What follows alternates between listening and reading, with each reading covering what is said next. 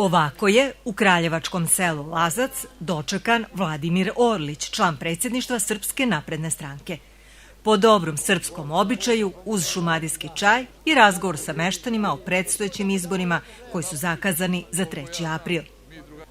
U prepunom Domu kulture meštane je najpre pozdravio predsjednik omladine i kandidat za narodnog poslanika iz Kraljeva Stefan Adžić. Nikada nismo imali ni bitniji, ni važniji i nekako tačniji slogan naše kampanje.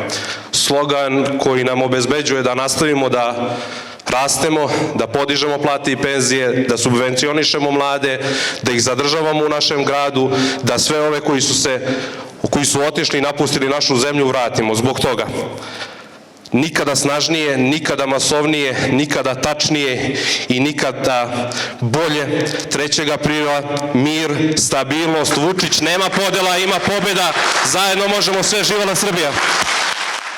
Pokazali smo političkim protivnicima da Srbija ide napred, a u Srbiju dolaze investicije i sa istoka i sa zapada, koje su garant politike mira i stabilnosti. Svi mi smo ovdje ostali ispod ovog sunca, ispod naše šljive. Mi hoćemo Srbiju da nam budu puni ambari i pšenice i žita. Hoćemo Srbiju da su pune bačve i vina i rakije. Hoćemo Srbiju da su zreli voćnaci, da se deca igraju ispred njih. Hoćemo jaku Srbiju. Hoćemo lidera koji zna da nikada neće ostaviti Srbiju. To jeste jedan čovek, to jeste Aleksandar Vučić. 3. aprila do pobede ubedljive, nikad jače, nikad bolje. Živela Srbija! Građani Srbije su odavno rekli ne politici destrukcije, a u nedelju 3. aprila glasamo za ponosnu, dostojanstvenu i pobedničku Srbiju na čelu sa Aleksandrom Vučićem. Nikada politika nije bila laž i uvreda. I kada ih vidite, a svakoga dana ih vidite i čujete, da samo to rade, da samo mržnju, laž i uvredu bacaju svojim otrovnim strelama na Aleksandra Vučića, na svakoga komu je blizak u porodici ili sarađuje sa njim na bilo koji način. Prema ljudima koji podržavaju njegovu politiku koja je državu promenila.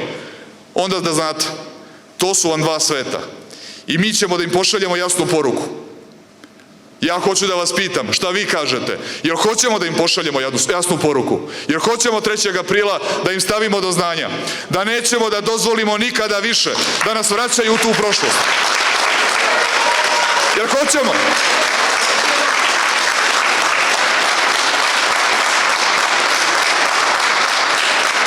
Čuo sam vas, hvala vam puno, dobro sam vas čuo i razumeo, mislim da će ovaj aplauz i u Beogradu da čuju koliko je jak.